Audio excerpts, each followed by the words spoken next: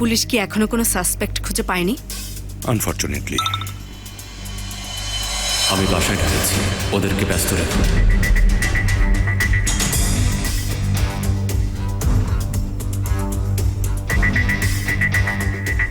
R you crazy? আমাকে একা ছাড়তেই চায় না।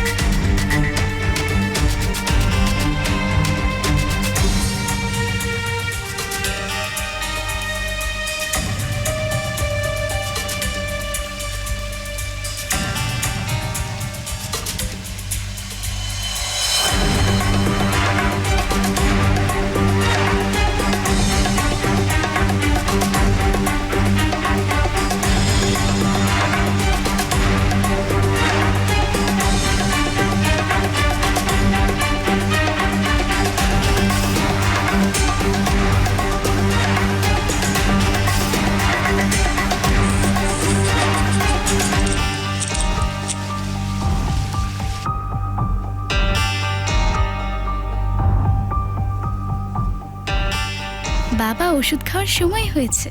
হ্যাঁ, নিয়ে এসো, যাও। এখানে তো নেই। তোমার নিজদিতে আঙ্কেল মনে হয় নিস্তরে আলমারিতে রেখেছে। দাঁড়াও, যেও না। সিঁড়ি বেয়ে এত ওঠানামা করো না। আমি যাই? না না, আপনি কেন কষ্ট কষ্ট করবেন? কিসের? ওদের কাউকে বলো, ওরা গিয়ে নিয়ে আচ্ছা। আসবে।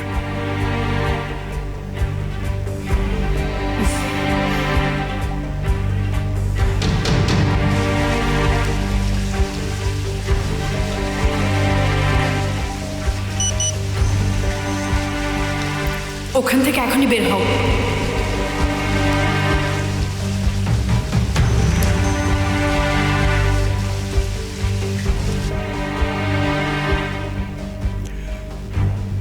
আপনাকে কেমন নার্ভাস দেখাচ্ছে? হ্যাঁ, আসলে আমার এক ফ্রেন্ডের ব্যাপারে খারাপ নিউজ পেয়েছি, তাই আর কি। কি অসুস্থ নাকি? হ্যাঁ, বলতে পারেন ওরকমই।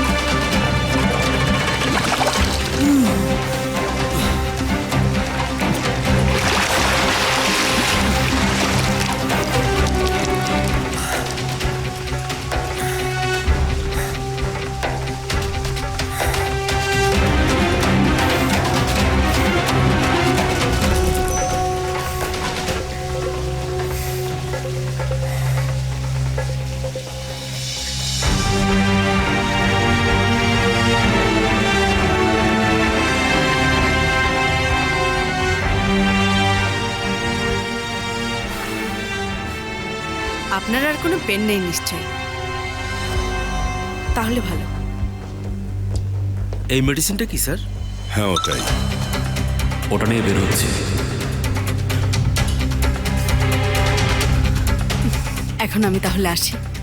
মাত্রই তো আসলে আয়শা ডক্টর। সুরা, পেশেন্ট দেখতে এসে কি এতক্ষণ থাকতে হয়?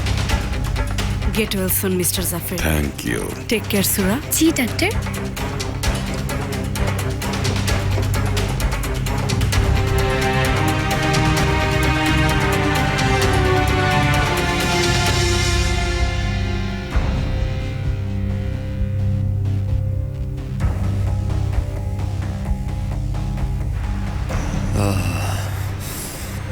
তাড়াতাড়ি এসো আয়শা।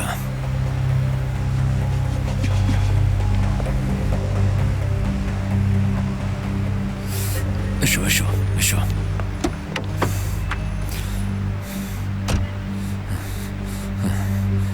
কি হয়েছে? ঠিক আছো? বললে তো বিশ্বাস করবে না। এবার নিজেই দেখে নাও তোমার জন্য আমি কিভাবে ভিজে গেছি। দেখো আমাকে। কাজ হয়েছে? হ্যাঁ, হয়েছে। তুমি জানো ভয়ে আমার জীবনটাই বের হয়ে যাচ্ছিল।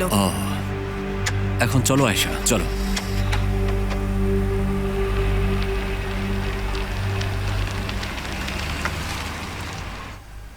ধন্যবাদ জুলফি ভাই।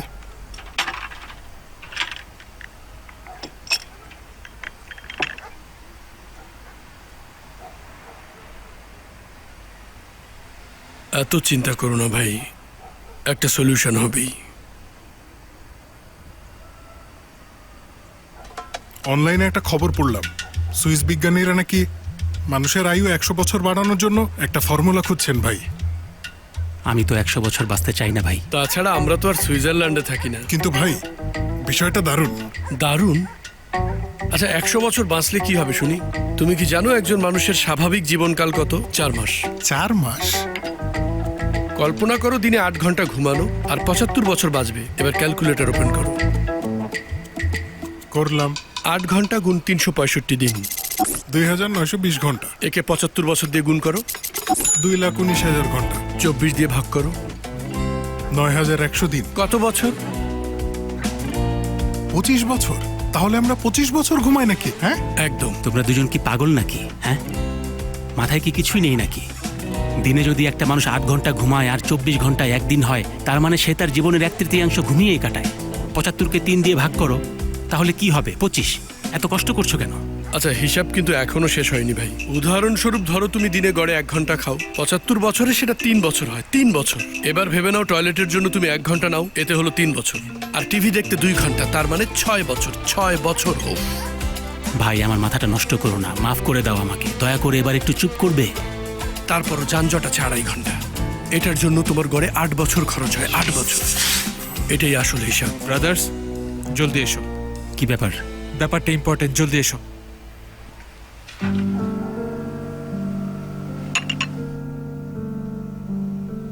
এই লোকটাকে? ও আল্লাহ।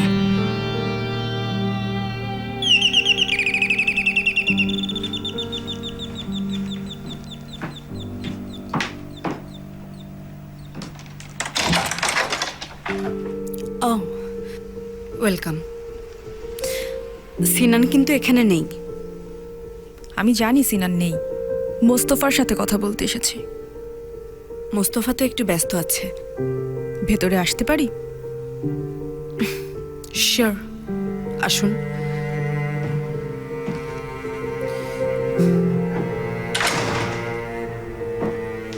মোস্তফা কোথায়? শাওয়ার নিচ্ছে। আমি অসময়ে এসে পড়লাম নাকি? অসময়? কি জানি। আমার মনে হয় মোস্তফার সাথে অনেক বেশি সময় কাটাচ্ছেন, ওর মতোই কথা বলছেন। মানুষ যাকে ভালোবাসে না চাইলেও তার মতোই হয়ে যায়।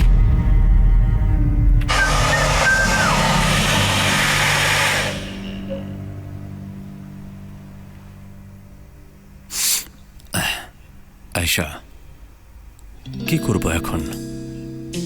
ও মাই গড, কি হ্যান্ডসাম লাগছে। যদি আমার লজ্জা না থাকতো তাহলে নিজে নিজের প্রেমে পড়ে যেতাম। এই যে দেখো দেখো, এটা এভাবে করতে হবে। ওকে, তাহলে এরকম করে ফেলছে। আপনার বাবা কেমন আছে? আই থিঙ্ক সবাই জেনে গেছে। এ ধরনের লোকদের জেলে যাওয়া বা আসাটা কোনো ব্যাপার না, তাই না? আমি জানি আপনি এখানে কেন এসেছেন। ফোর্স করবেন না। জানেন, সিনান আসতে চেয়েছিল, কিন্তু আমি চাইনি সে আসুক। যতদিন মোস্তফার সাথে থাকবেন, সিনান তার বাবাকে দেখতে পাবে না। কি বলছেন? সেটা কেন? কারণ আমি চাই না আমার ছেলের মোরালিটি নষ্ট হোক। ওকে, তাহলে তো আপনি ওকে ওর নানুর সাথেও দেখা করতে দেবেন না। একজন ব্ল্যাকমেলার আর ষড়যন্ত্রকারী। আমার বাবা একজন রেসপেক্টেবল মানুষ, তার নাতির জন্য ভালো লাইফ চাওয়াটা কি তার অপরাধ? না, এটা অপরাধ না, কিন্তু নাতির বাবার লাইফ ধ্বংস করা তার সবচেয়ে বড় অপরাধ। তিনি যদি এতই ভালো মানুষ হতেন তাহলে আপনিও আমিও কি? বলুন, আপনি থামলেন কেন? দেখুন, আমি আপনাকে কষ্ট দিতে চাই না, প্লিজ আন্ডারস্ট্যান্ড। মোস্তফা, আসছে। তোমার এক্স ওয়াইফ এসেছে।